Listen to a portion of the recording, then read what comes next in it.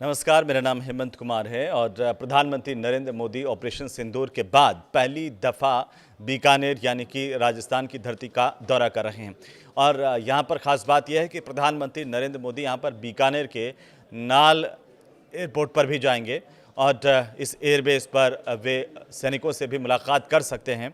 उनकी मुलाकात होगी, क्या कुछ कहेंगे, इस पर सबकी नज़र है, क्योंकि नाल एयरबेस को लेकर के लगातार चर्चाएं थी कि पाकिस्तान ने नाल एयरबेस को भी इस दौरान युद्धकाल के दौरान निशाना बनाने की कोशिश की थी, लेकिन हमारे एयर डिफेंस सिस्टम ने उसे नेस्तनाबूद कर दिया हवा में ही और वो कोई नुकसान नहीं पहुंचा सका। लेकिन प्रधानमंत्री जब राजस्थान की धरती पर जा रहे हैं या फिर प्रधानमंत्री का ये महत्वपूर्ण दौरा राजस्थान के लिहाज से कितना महत्वपूर्ण होने वाला है, क्योंकि यहाँ पर बीकानेर के प्रसिद्ध करणी माता मंदिर में भी प्रधानमंत्री नरेंद्र मोदी का पूजा अर्चना करने का कार्यक्रम है। यानी कि 22 मई को प्रधानमंत्री बीकानेर पहुँचेंगे और यहाँ पर सैनिकों से, राष्ट्र नायकों से मुलाकात करने के अलावा प्रधानमंत्री जो महत्वपूर्ण काम करने जा रहे हैं वो यहाँ पर बड़ी सौगात राजस्थान को देने वाले हैं। राजस्थान के लोग, खासकर मारवाड़ और बीकानेर के लोगों में इसे लेकर के काफ़ी उत्साह है और लोग ये इंतज़ार कर रहे हैं कि प्रधानमंत्री जब आएंगे तो उनके लिए ख़ास सौगात क्या होगी। यानी कि प्रधानमंत्री जब भी राजस्थान गए हैं या फिर राजस्थान में आए हैं तब लगातार उन्होंने यहाँ की जनता को, देश को बड़ी सौगात दी है, चाहे वो पीछे के दौरे हों। तो प्रधानमंत्री जब एक बार फिर से राजस्थान की धरती पर आ रहे हैं तो जाहिर सी बात है कि लोग ये जानना चाहते हैं कि आखिरकार इस बार राजस्थान के लिए खास क्या रहने वाला है। प्रधानमंत्री यहाँ बीकानेर के देशनोक रेलवे स्टेशन से वर्चुअली 103 रेलवे स्टेशंस का लोकार्पण करने वाले हैं। ये सबसे बड़ी जानकारी है, क्योंकि इसमें प्रदेश के कुल 8 रेलवे स्टेशन भी शामिल हैं, जिसका लाभ यहाँ के लोगों को मिलेगा। रेलवे स्टेशंस की कायाकल्प और यहाँ पर ज़्यादा बेहतर सुविधाएँ लोगों के लिए लाभदायक सिद्ध होगी।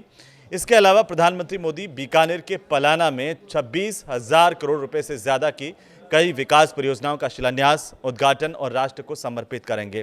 तो ये बहुत बड़ी बात है राजस्थान के लिए। इन परियोजनाओं में खासतौर पर अगर हम देखें तो रेलवे, सड़क, बिजली, जल और नवीनीकरणीय ऊर्जा के क्षेत्र शामिल हैं, जहाँ पर प्रधानमंत्री बड़ी सौगात राजस्थान की जनता को देने जा रहे हैं।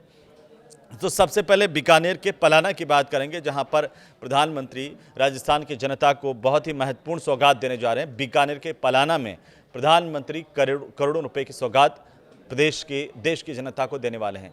देश भर के 103 रेलवे स्टेशंस का लोकार्पण यहां से किया जाएगा, तो ये राजस्थान के लिए बहुत महत्वपूर्ण है। और देशनोक समेत प्रदेश के 8 रेलवे स्टेशन भी इसमें शामिल हैं, जिनका न केवल कायाकल्प हुआ है बल्कि वहाँ पर व्यवस्थाएं बढ़ी है, वहाँ पर ट्रेनों के फेरे बढ़ रहे हैं, लोगों को अत्याधुनिक सुविधाओं से लैस ये रेलवे स्टेशन मिलने जा रहे हैं।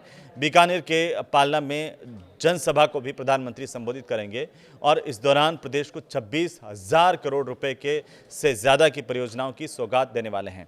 प्रधानमंत्री भारत के 18 राज्यों और केंद्र शासित प्रदेशों के 86 जिलों में 1100 करोड़ रुपए से ज़्यादा की लागत से 103 पुनर्विकसित अमृत स्टेशनों का भी उद्घाटन करने वाले हैं। प्रदेश की अगर हम बात करें तो देशनोक, बूंदी, मांडलगढ़, गोविंदगढ़, मंडावर, महुआ रोड, फतेहपुर, शेखावाटी और राजगढ़ का नाम इसमें शामिल है, जहाँ के रेलवे स्टेशन जो है वो प्रदेश के ये 8 रेलवे स्टेशन ऐसे हैं जिनका उद्घाटन जो है वो प्रधानमंत्री नरेंद्र मोदी करने वाले हैं।